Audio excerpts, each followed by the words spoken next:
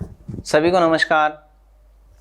मराठी भाषा परिचय 1 इस कोर्स के माध्यम से हम ये चौथे वीक में 17वां लेक्चर है और इसमें आज हम देखने जा रहे हैं अविकारी शब्द। मराठी भाषा में जो अविकारी शब्द इस्तेमाल किए जाते हैं तो उसके बारे में आज हम जानने की कोशिश करेंगे। आपण काय शिकणार आहोत, यानी आज के इस वीडियो में हम क्या सीखने वाले हैं। एक तो हम सीखने वाले हैं क्रिया विशेषण अव्यय, दूसरा शब्दयोगी अव्यय, तीसरा उभयान्वयी अव्यय और चौथा केवल प्रयोगी अव्यय। तो इन 4 अव्ययों के बारे में हम सीखने वाले हैं।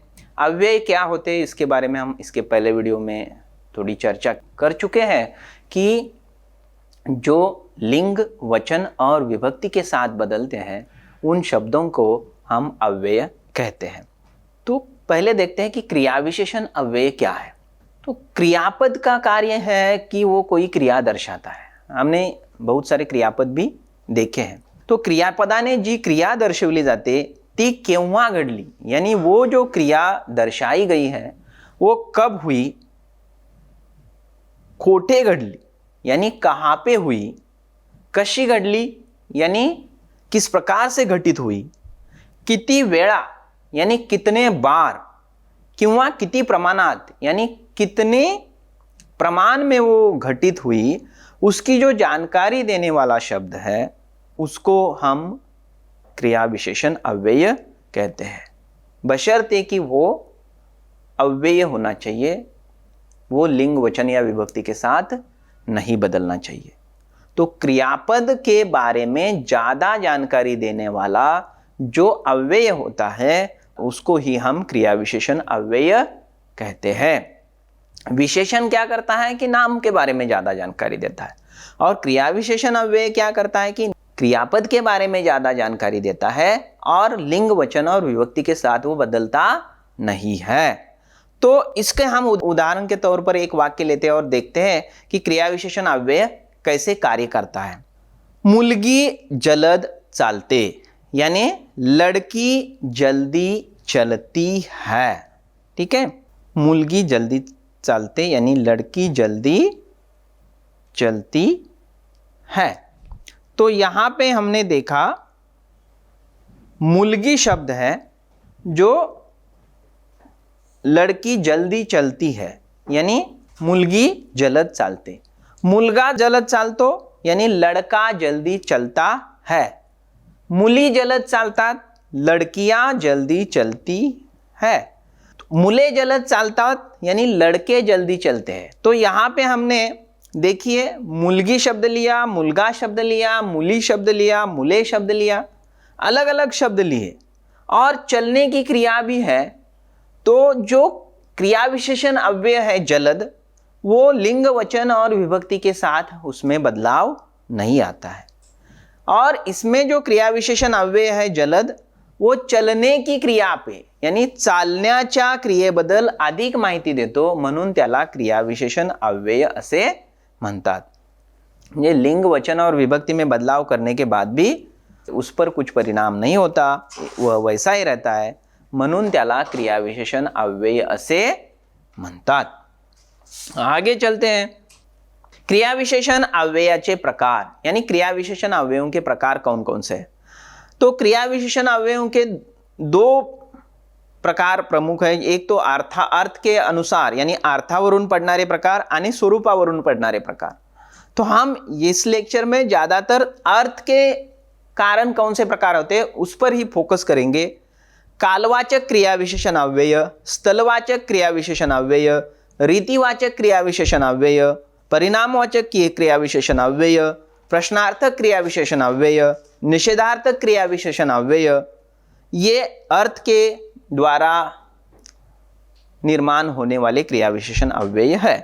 अब कालवाचक क्रिया विशेषण अव्यय जो है उसमें कालदर्शक कुछ शब्द है, कुछ सातत्यदर्शक शब्द है, कुछ आवृत्तिवाचक शब्द है।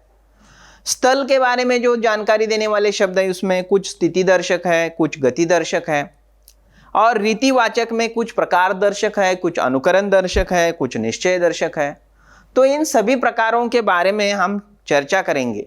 अब यहाँ पे हम ये कोशिश करेंगे कि ये जो क्रिया विशेषण अव्यय है वो मराठी में उनको वो शब्द कौन से है और उनके मतलब क्या होंगे मराठी में, ये जानने की कोशिश करेंगे, ताकि जब कभी आप मराठी पढ़ने की कोशिश करेंगे तो उससे आपके आकलन में कोई रुकावट न आए। तो कालवाचक क्रिया विशेषण अव्यय हम देखते हैं, उसके कुछ वाक्य देखते हैं। काल शाळेला सुट्टी होती, काल शाळेला सुट्टी होती। काल शाळेला सुट्टी होती, यहां पे काल का मतलब है कल स्कूल को छुट्टी थी। मी दररोज व्यायाम करतो, यानी मैं हर दिन व्यायाम करता हूं। पूर्वी शिक्षक पागोटे घालत, यानी पहले अध्यापक जो है पगड़ी पहनते थे। तो वारंवार आजारी पड़तो, यानी वह बार बार बीमार पड़ता है। अब यहां पे ये जो शब्द है जो मैंने हरे रंग में दिखाए हैं, काल, दररोज, पूर्वी, वारंवार, ये शब्द जो है वो क्या दर्शाते हैं? हे शब्द त्या वाक्यांतील क्रिया केव्हा, किती वेळा घडली हे दाखवतात। ही अव्यय किंवा क्रिया घडण्याची वेळ किंवा काळ दाखवतात, म्हणून त्यांना कालवाचक क्रियाविशेषण अव्यय असे म्हणतात। काल, दररोज, पूर्वी, वारंवार ये कालवाचक क्रियाविशेषण अव्यय है।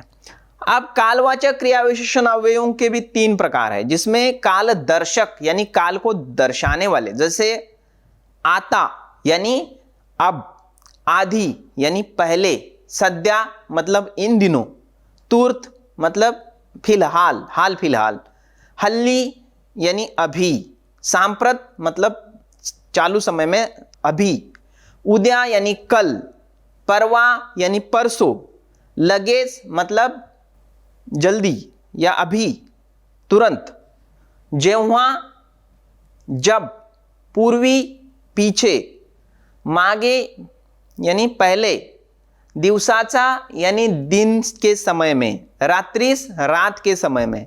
तो ये सब कालदर्शक शब्द आते हैं, कालदर्शक क्रियाविशेषण अव्यय आते हैं। सातत्य दर्शक क्रियाविशेषण अव्ययों में नित्य, सदा, सर्वदा, सतत, नेहमी, अद्यापि, दिवसभर, आजकाल, इस प्रकार के शब्द आते हैं, जो लगभग संस्कृत और हिंदी से समानांतर ही है।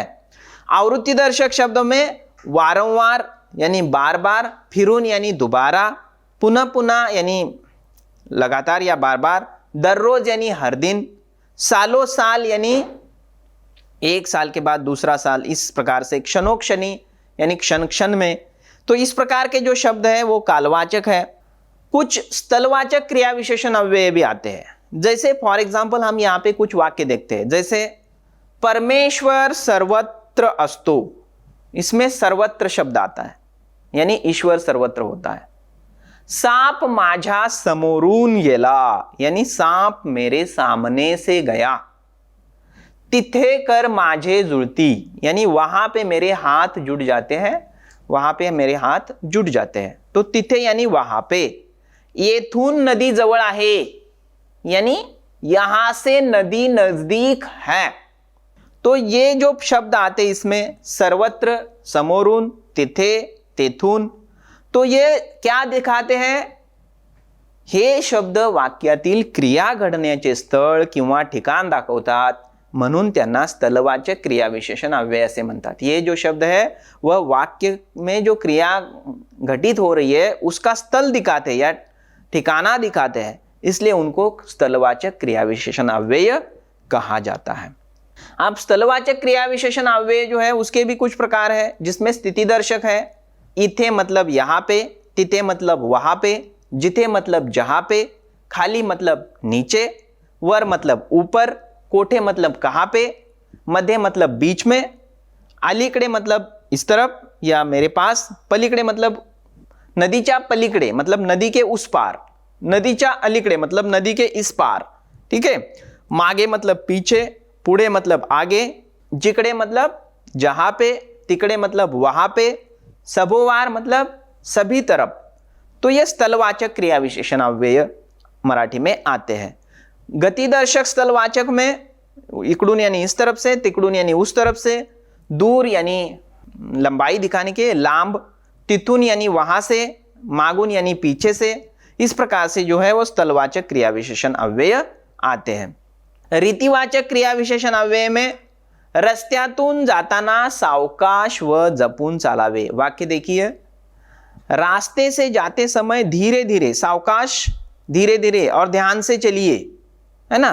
तो मुलगा उभ्याने गटागटा पानी पीतो, यानी वह जो लड़का है वह खड़े खड़े गटगट पानी पीता है। अब ये जो क्रियाएं हैं इसमें कुछ रीति का बोध किया जाता है कि वो क्रिया किस प्रकार से, या बार बार वही घटित हो रहा है क्या उसको उसकी आदत है क्या, इस संदर्भ में आते हैं। वरील वाक्यातील सावकाश, जपून, उभ्याने, गटागटा हे शब्द क्रिया घडण्याची रीत किंवा क्रिया कशी घडते हे दाखवतात, म्हणून त्यांना रीतिवाचक क्रिया विशेषण अव्यय असे म्हणतात। वो क्रिया की रीति दर्शाते हैं, किस प्रकार से वो क्रिया हो रही है उसको दर्शाते हैं, इसलिए उसको रीतिवाचक क्रिया विशेषण अव्यय कहा जाता है। रीतिवाचक क्रिया विशेषण अव्ययों के भी कुछ प्रकार हैं, जैसे असे, तसे, जसे, कसे, उगीच, व्यर्थ, फुकट, आपोआप, मुद्दाम, जेवी तेवी, हळू, सावकाश, जलद। तो किस प्रकार से क्रियाएं हो रही है उसको दर्शाने के लिए इन शब्दों का इस्तेमाल किया जाता है।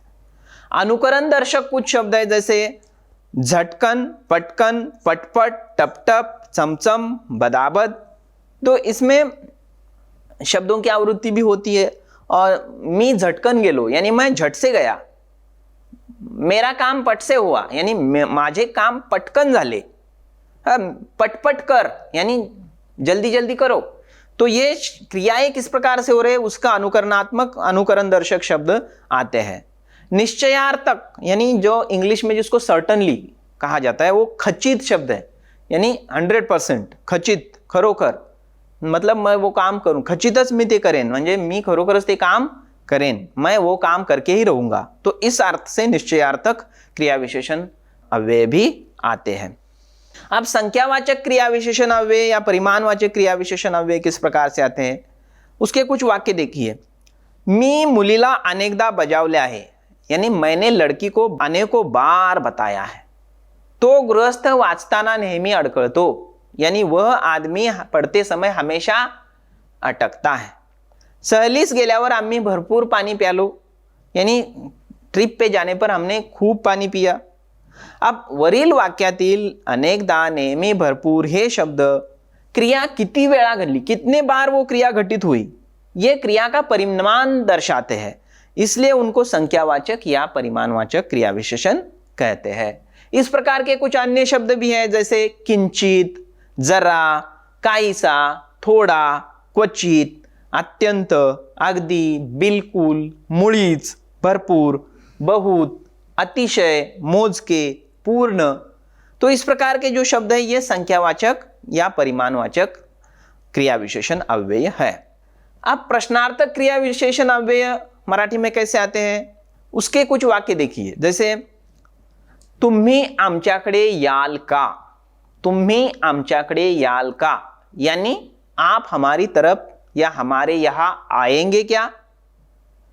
आपण मला आपल्या घरी न्याल ना, आप मुझे अपने घर लेके जाएंगे ना। तो इन वाक्यों में जो का या ना ये शब्द आते हैं वह शब्द त्या त्या वाक्यातील विधानांना प्रश्नांचे स्वरूप देतात। ये शब्द तो है क्रिया विशेषण अव्यय, लेकिन वो प्रश्न में बदल देते हैं उस वाक्य को। तो इस प्रकार के अगर प्रश्न में बदल देने वाले कोई क्रिया विशेषण अव्यय वाक्य में आते हैं तो हम उसको क्रिया विशेषण, प्रश्नार्थक क्रिया विशेषण अव्यय कहते हैं। यहाँ पे का और ना ये दोनों क्या है, प्रश्नार्थक क्रिया विशेषण अव्यय।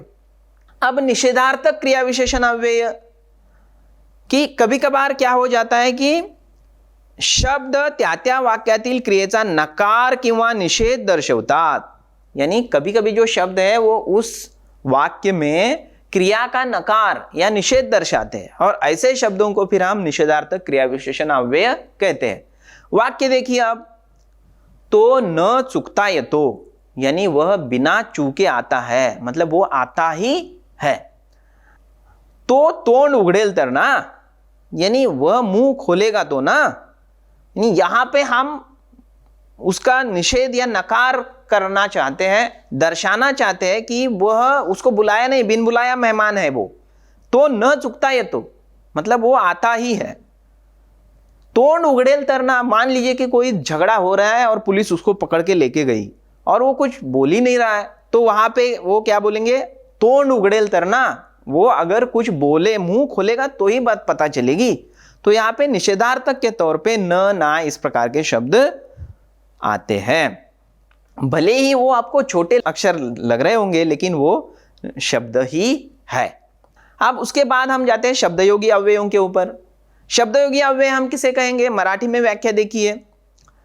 नामांना किंवा नामाचे कार्य करणाऱ्या इतर शब्दांना जोडून येऊन त्यांचा त्याच वाक्यातील दुसऱ्या शब्दांशी असणारा संबंध जोडणारे शब्द म्हणजे शब्दयोगी अव्यय होत। ही शब्दयोगी अव्यय नसती तर त्या वाक्याचा अर्थच नीट लागला नसता। अगर ये शब्दयोगी अव्यय नहीं हो रहते तो उस वाक्य का जो अर्थ है वो ही ठीक ढंग से हमें पता नहीं चलता। जैसे राजेश झाडावर चढ़ला, यानी राजेश पेड़ के ऊपर चढ़ा। झाड़ा खाली पेरू पडले, यानी पेड़ के नीचे अमरूद गिरे। पक्षी फांदी मागे लपला, यानी पंछी टहनी के पीछे छिपा।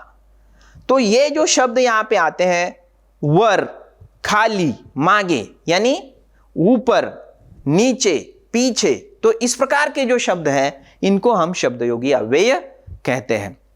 अब शब्दयोगी अव्ययों के प्रकार देखिए। हमें यह जानना है कि मराठी में ये शब्द कैसे आते हैं, ठीक है। इसलिए उनके प्रकार देखते समय हम उन शब्दों के मीनिंग्स या अर्थ भी हिंदी में क्या होंगे वो भी जानेंगे।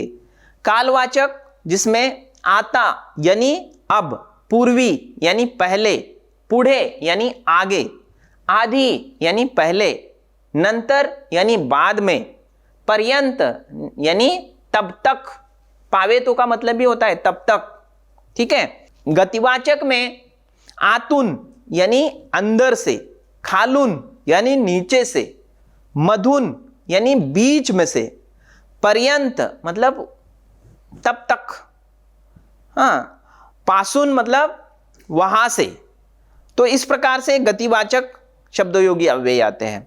स्थलवाचक शब्दयोगी अव्ययों में आत यानी अंदर, बाहेर यानी बाहर, मागे यानी पीछे, पुढे यानी आगे, मध्य यानी बीच में, अलीकडे यानी पास या आगे, इस अर्थ से, समोर यानी बिल्कुल आगे, जवळ यानी पास में, ठाई पाशी यानी मेरे पास, नजीक नजदीक, समीप का अर्थ भी होता है नजदीक, समक्ष यानी आमने सामने।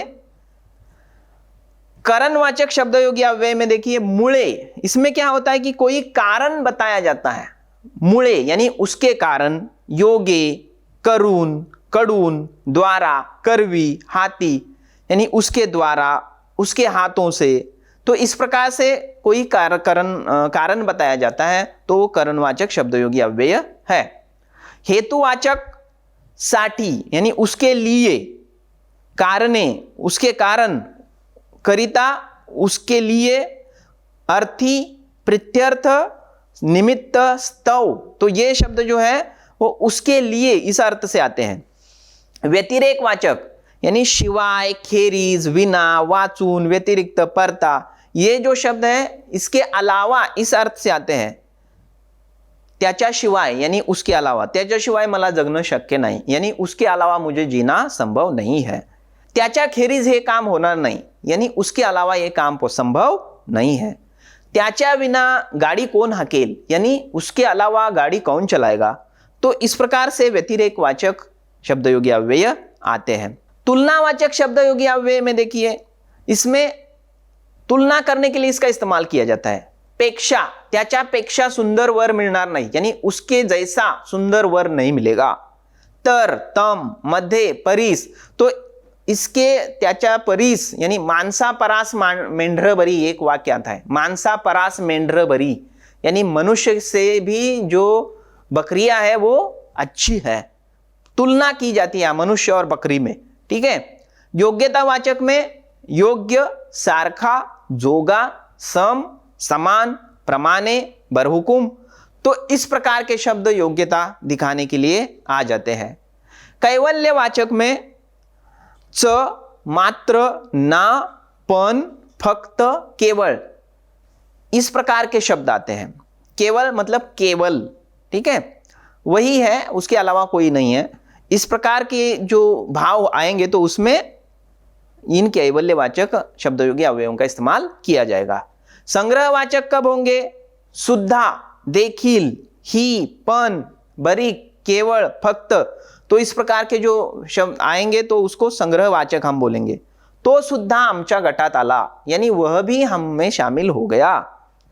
संबंधवाचक, विषय, विषयी, संबंधी, इस प्रकार के शब्दयोगी अव्यय इसमें आएंगे। म्हणजे त्याच्याविषयी काय बोला, यानी उसके संबंध में क्या बोले, तो इस अर्थ से ये संबंधवाचक शब्दयोगी अव्यय आते हैं। साहचर्यवाचक शब्दयोगी अव्यय, जिसमें बरोबर यानी साथ में, सह, संगे, सकट, सहित, सवे, निशी, समवेत, बरोबर, इस प्रकार के जो शब्द है वो साहचर्य दिखाने के लिए मराठी में आते हैं।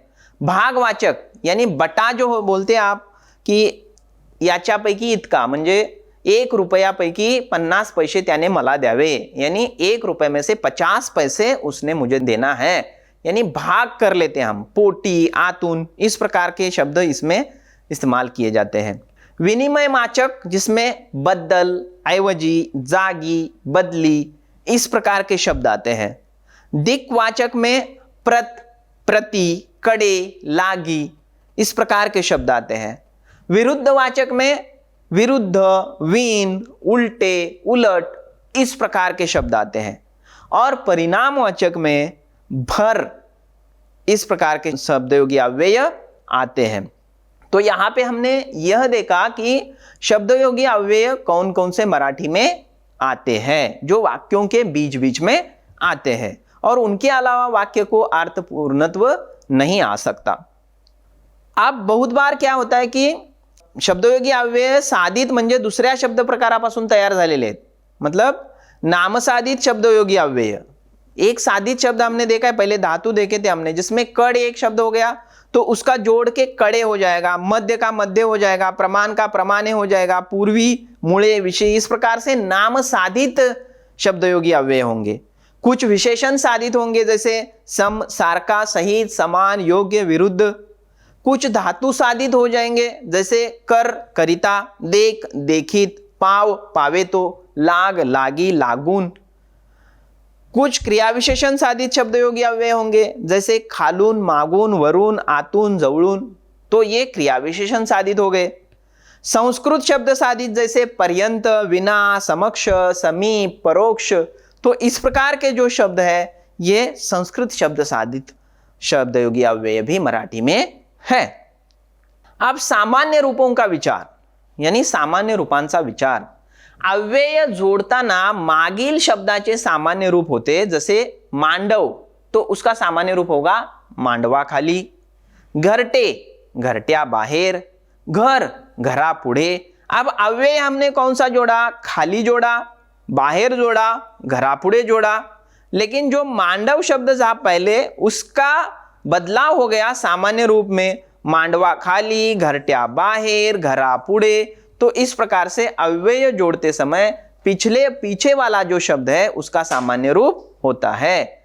मात्र काही स्थलवाचक, कालवाचक व परभाषेतील विशेषनामे यांचे सामान्य रूप विकल्पाने होते, मतलब विकल्पाने होते मतलब कभी कभार ही होता है। जैसे कोल्हापुर, कोल्हापुर पासून, कोल्हापुरा पासून।